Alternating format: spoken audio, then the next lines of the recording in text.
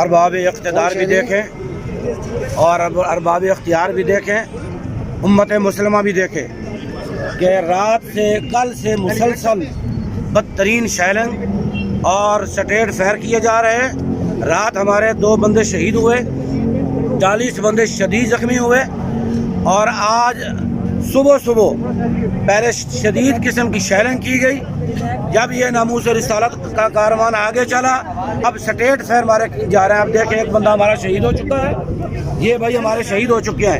یہ وہ ہیں جن کو گولیاں لگی ہوئی ہیں، کسی کو سینے میں، کسی کو کاندھے پہ، کسی کو سر پہ، ان کو سر پہ گولی لگی ہوئی ہے۔ ایک ہمارے بھائی ادھر لیٹے ہوئے ہیں اور ان کو کاندھے پر گولی لگی ہوئی ہے۔ میں آپ سے پوچھنا چاہتا ہوں، گولیاں کن کو مار رہے ہو؟ جو نہتے آ رہے ہیں، یہاں کوئی کارواں نہیں گزرے، یہاں کوئی مارچ نہیں ہوتے۔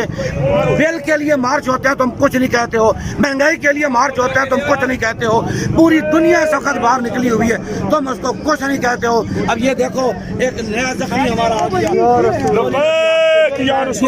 یہ امت مسلمہ جاگے، کب جاگے گی؟ کس لیے ہم پر ظلم کیا جا رہا ہے؟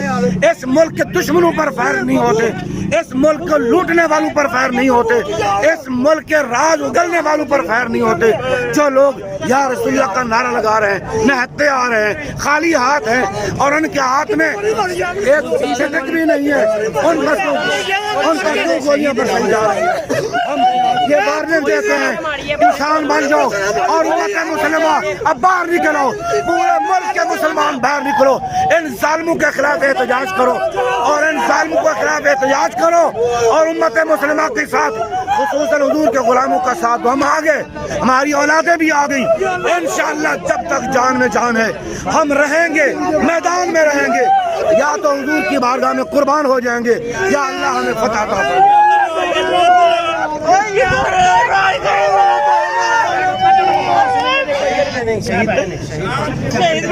آپ لوگوں کی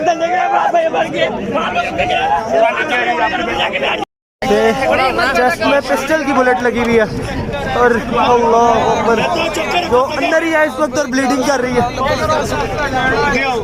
یا رسول اللہ انظر حالنا، یا رسول اللہ انظر حالنا، یا رسول اللہ، وہ بلٹ باہر بھی نہیں نکلی، یا رسول اللہ۔ ذیشان بھائی پی پی 8 سے کنٹینر کے پاس اپنے ساتھیوں سے رابطہ کریں۔ دیکھو یہ ہماری پالیسی ہے، ہمارے بابا جی کا فرمان ہے، پولیس والے میرے بچے ہیں، ہم نے نہیں مارنا، ہم پرتشدد راستے والے نہیں ہیں۔ جو بھی پولیس والا ملے، آپ سب کا فرض ہے کہ اپنے بابا جی کے اس فرمان پر عمل کرنا، آپ نے اس کو لے کے یہاں لے کے آنا ہے۔ یہ تحریک، یہ بابا جی کی امانت ہے، کوئی ہاتھ نہیں لگائے گا۔